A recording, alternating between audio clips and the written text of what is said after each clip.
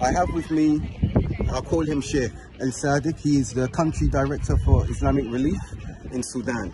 And he's telling me his story, which I think is amazing. And I just want to film him because he has also been displaced. But he gave me a phrase that they are IDPs, internally displaced people, serving internally displaced people. So I'm going to get him to speak, and Brother Liaquat knows him better than I do.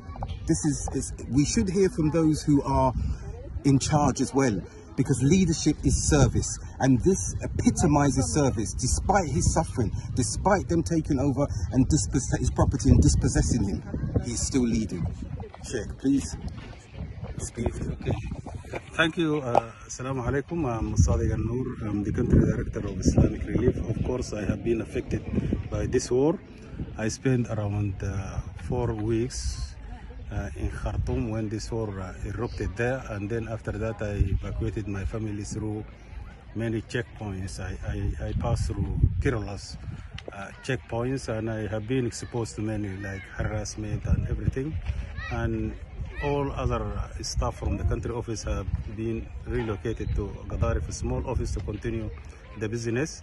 And we just settled in the Gadaref area, one of our sub-offices, and we started immediately, all of us as staff, to serve our people who are fleeing the war from Khartoum and from other parts of the country.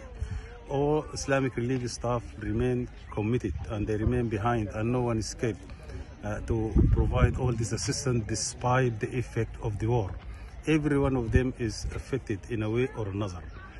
Either his house is occupied or destroyed, or he lost one of his beloved people, or he lost his old belongings. But still we are one piece as a Sudan country office team, providing all the possible assistance for our people who fled the war, either from Khartoum or Madani or Sinnar.